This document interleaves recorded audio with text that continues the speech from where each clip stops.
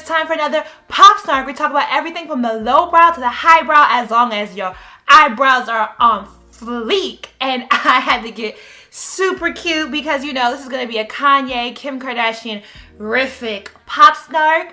And every time we mention one of the Kardashians, everybody likes to watch. So y'all was not finna catch me out here looking dry. So I am. This is a Smart Brown Girl movement. I hope you have purchased Smart Brown Girl shirts. We are officially, finally rolling out plus size Smart Brown Girl shirts. They are now available at shop.smartbrowngirl.com. We also have crew neck cut sweatshirts. So to make all my Smart Brown Girls happy, hop on over to shop.smartbrowngirl.com and support the movement. I'm so appreciative of all the support we've gotten thus far. So we're going to continue to try and continue to meet your requests. I'm turning 30 a month from now on March 25th. I will be having a birthday brunch on Saturday, March 28th in Houston, Texas. I am throwing this brunch myself, so I would definitely love for all my Smart Brown Girls, guys, bring your boos, your baes, your girlfriends, your sisters, bring your crew out and come enjoy a boozy brunch with me. Tickets are $35 for general admission. I also have VIP tickets that come with something extra special, but the $35 covers a brunch buffet, an open bar, and I'm doing this all on me lonesome, so I definitely would love for you guys to come out and support. I'm doing this because you guys have asked about me doing an event here in Houston, so why not do something for my 30th birthday? Lastly, the last announcement before we get into all the wit that I have to throw today. I will be in South Africa. I'm actually going by myself now because friends suck occasionally. But the bright spot is, it's South Africa, so I'm still excited. And I will be hosting a meet and greet on Saturday, March 14th in Johannesburg, South Africa. It will be a ticketed event. We are still getting together some of the details, so please stay tuned. I will announce on Instagram, Twitter, Facebook, when the tickets officially go on sale. For those interested, I will also be bringing along some Smart Brown Girl shirts and copies of my book, Send It On. Head over to Jouelzy.com/South Africa, and I will have all the details on ordering a shirt and a book, so I know how many copies to bring along with me. Start, girl, can we cheers now? Because I put together an extra special drink. Clink, clink, clink, clink, clink, clank. This is like dessert, girl. This is the only reason I'm really doing Pop Snark, because I could record this tomorrow, but I was like, ooh, if I do Pop Snark, then I have a reason to eat something decadent. Oh my gosh, it's so good. I might have to do a cocktail recipe for you, but I'm drinking root beer, amaretto, cream cheese ice cream with red velvet Oreos crushed on top. I think I low-key got this idea from a homegirl on Snapchat. Thumbs up and leave a comment down below if you would like me to do a video on how to make this decadent cocktail. This is D-effing-licious. Only is it still Black History Month, but this past Saturday was my favorite spirit animal, my familiar Nina Simone's birthday. And I feel like Nina Simone is somebody that all of my Smart Brown Girls, guys, and my crew in general, you all need to know about her. She has changed the scope of music in so many ways. Not only was she a singer, songwriter, but she was an amazing pianist. I love all her music. Her rendition of Strange Fruit is one of my favorites. I love Sinner Man. And I love the fact that she spoke through her music. Her music had a message. She stood up for so many things beyond civil rights. And so, happy birthday to Nina Simone. And in honor of Black History Month, this Pop Snark is especially for her. And I feel like if you really want to know what a musical genius is, check out Nina Simone. I will link down below some things to get you started if you want to learn more. This past Sunday marked the 50th anniversary of Malcolm X murder. And it's very monumental, along with having Selma come out, and this being the 50th anniversary of Selma. And with all that has gone on with the Black Lives Matter campaign, in understanding where we came from, understand the people that who sacrificed their time, their energy, and were really committed to fighting for the rights of minorities in America. Girlfriend. So, Kanye West is just a character. And my drink is so damn good. What I really want to do to start off talking about Kanye is I used to work at Good Music. I've had this email in my inbox since 2006. And it was sent to one of the employees. He was let go. I don't know if he was fired or if he quit. I'm not sure. But he sent it to John Monopoly, formerly the president and one of Kanye's managers. Happy, again, part of Kanye's management team formerly. Don C, we all know who that is. Kanye himself. I don't even know if Ye still uses, does Ye still use a Yahoo account?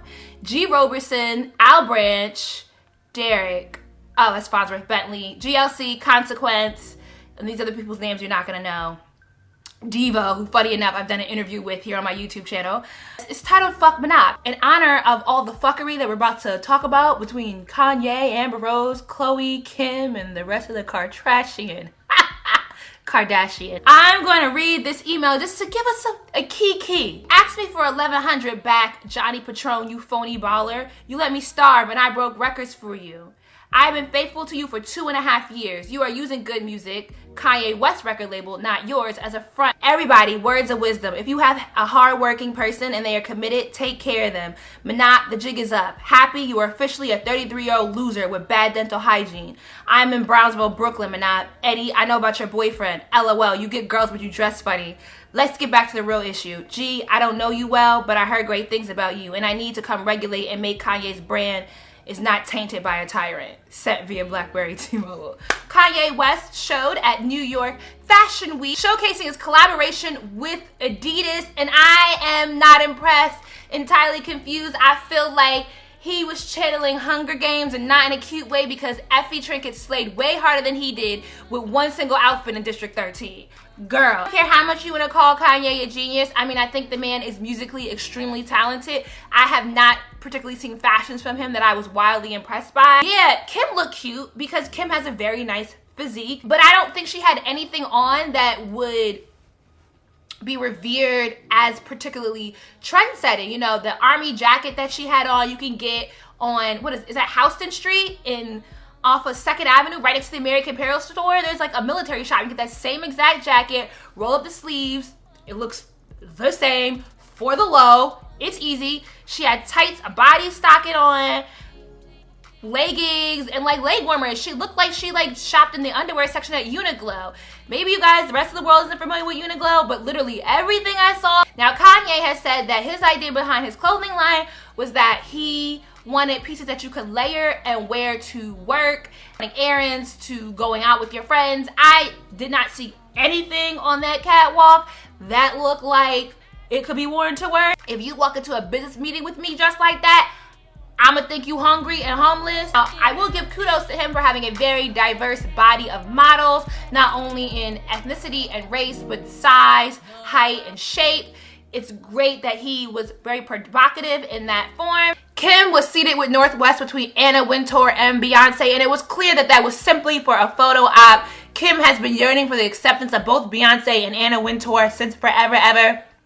I guess, girl, whatever. Now, what I will say, and what I'm going to continue to say through this episode is, what has this entire situation this past week with all the news that Kim has been tangled in is that the Kardashians and Kris Jenner has been very strategic in building a brand where no matter what type of news is told about them, it benefits their brand. As long as we are talking about Kim and her family, they are making money off of us collectively. So I feel like that's part of the reason why they would give her a prime seating between Anna Wintour and Beyonce, because that's why they took Northwest, a 1-year-old, to a fashion show and thought that she was going to sit through the entire thing with no type of toys, nothing to chew on, nothing to eat on, nothing to play with at a grown-up show that most grown-ups are bored by. Fashion shows are extremely boring.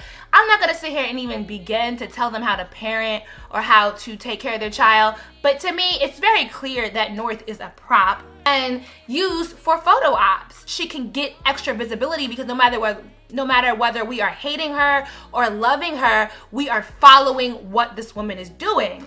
The memes that come out of it are hilarious, so collect your coins, Kim and Kanye. Do what you gotta do, boo-boo. I guess Kris taught you well, boo. Way more exciting and innovative than Kanye's fashion show was Amber Rose's interview with The Breakfast Club. Now, everyone knows that on Breakfast Club interviews, Charlemagne always goes for the shady questions. Like, they set you up to throw shade.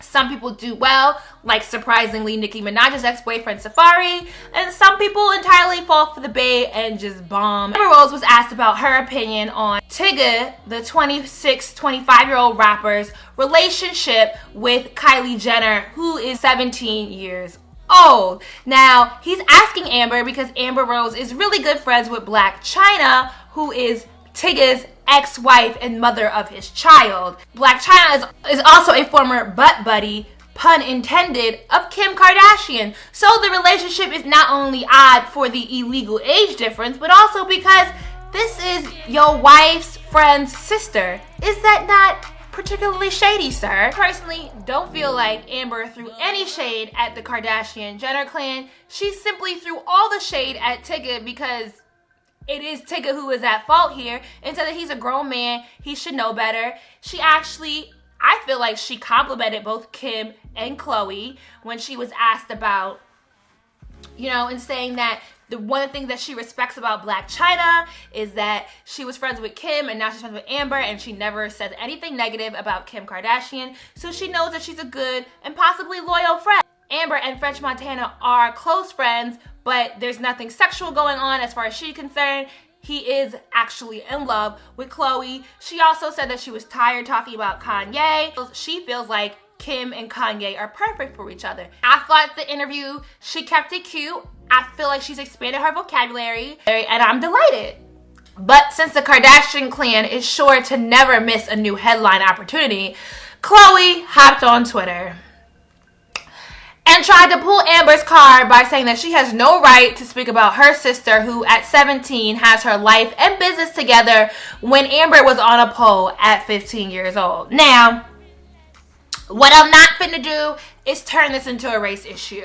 As far as I'm concerned, we can argue about whether Amber Rose as a Cape Verdean is black just as much as we can argue whether the Kardashians as Armenians have the right to call themselves women of color. I do feel like it is a class issue. Clearly, for Khloe to equate a young girl who grew up in South Philly in a poor family to her sister, who I personally don't feel like Kylie has her shit together. I mean, Kylie does have businesses. She's clearly making way more money than I am sitting here talking to a camera lens. But she's born with a silver spoon. She comes from a very wealthy, famous family. It's like it was handed to her. What is Kylie actually famous for? I guess her weave clip-ins are cute. She getting the same Chinese hair we can get on AliExpress. I mean, if lips is really a thing, where my check at? I feel like Khloe Kardashian, as I tweeted, can take that silver spoon out her mouth before she starts trying to throw shade at someone else about being on a pole. Girl, wasn't even that. The big mess of all of this is that this is not the battle for Kanye, for Kim, for Khloe, Courtney, if we ever hear from her, Kylie, the other one, Kendall, nor Amber to fight. The one who really needs to be sticking up and standing up here is Tyga, who also did an interview with The Breakfast Club and said absolutely nothing of value. Nothing. He talked in circles. He's dumb. I don't get why he's relevant. Supposedly he made some comment about black women. I was so bored and so over the interview and was just rolling my eyes the whole time that I missed it, and I didn't care to go back and listen to the interview to find it again. So I'm gonna take y'all word for it. He strikes me as ignorant, and he's not cute. I don't get it. The mother of Rosebud was in Trinidad for Carnival, sipping her on a sorrow cocktail, ready to wine and plants. So she was throwing all the direct, I will at you-ish shade at Khloe Kardashian and let her know that we are in the same boat, sweetie. Now, I definitely do think Amber was out of pocket for calling Kim or implying that Kim was a whore, but it was kind of like a self-deprecating, and that she said, well, if I'm a whore, then y'all a whore too. I get that was not correct, but in this whole situation, Khloe had no right to step in and say anything. There was no shade thrown at any of her and her family, and all of Amber Rose's tweets was hilarious. Hashtag don't panic, which happens to be a French Montana song. Girl, I had to Google it too. Don't nobody listen to French Montana. I feel like Amber completely encapsulated it best with her final tweet, to Chloe with, I'm done dragging this bitch. Lesson of the day, children, please don't try mother, because I will humble you. Perfect encapsulation. You know, it's going to be controversial right now that Tigger and Kylie are dealing with each other, but now we're all talking about them. I really was not that concerned with Tigger and Kylie's relationship. No, I don't think it's right. If her mama co-signing it, then I guess. He's clearly up in the house with them, kikiing it up, so it's like the family knows about it. Now that they're in the press, now that everyone's talking about them, you know, they can start going out together and they'll have opportunities. It's more visibility and it ups her brand value, and Chris will flip it to make that family more money. So we're all just feeding into the machine here. It's Chris at work. Really kind of took everything over the edge is when Kanye then turned around and sat down and did an interview with The Breakfast Club, and it just felt like they were kissing his ass so hard. Like, you know, for all the tough talking that Charlamagne has to do, he really kind of walked the line with Kanye, which was surprising because he hasn't in the past. Kanye was rude. He's definitely a Gemini, and he can recreate reality in his head and really believe what he's saying, but why would you sit there and say that you had to take 30 showers before it would even get with you? Like, this could have been handled in a way better situation. He clearly also approves of the relationship, but why are you shitting on the woman like that? Like, why are you trying to shame her? Like, you're implying that Amber was dirty, but you picked her. You know what I mean? And now you're doing the same thing you did with Amber with Kim. So it's kind of interesting. I think, you know, and why I feel like Amber implied that Kim and Kanye are good for each other, perfect for each other, because they both are using each other. I don't know. I don't believe that relationship is truly built on love, more so than it's built on opportunity and image and feeding into the image that each other has of themselves. You know, when you're done with her, is it going to be the same thing over again? Because you have definitely upped her value. What I don't get is why The Breakfast Club edited out part of the interview that everybody heard on the radio where he said that Kylie and Tigger are really in love. But then on top of it, turns around and says that Tigger's smart. He got in early. And to imply that this is a smart move on Tigger's part because he got in early is a very manipulative and misogynistic statement on Kanye's part, and it's just of bad decor. It's very tactless. Like, Kanye was wildly out of bounds. Yes, he came on a little bit more humble. He didn't refer to himself in third person as much. You know, he talked in complete sentences without getting frustrated. But, you know, even if he giggles and smirks about it, a misogynistic statement is still a misogynistic statement. It was rude as fuck. Kanye is out of touch. I'm not impressed.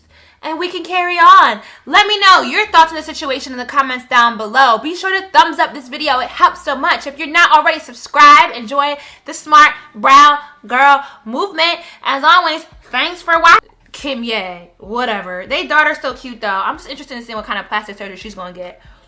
Oh yeah.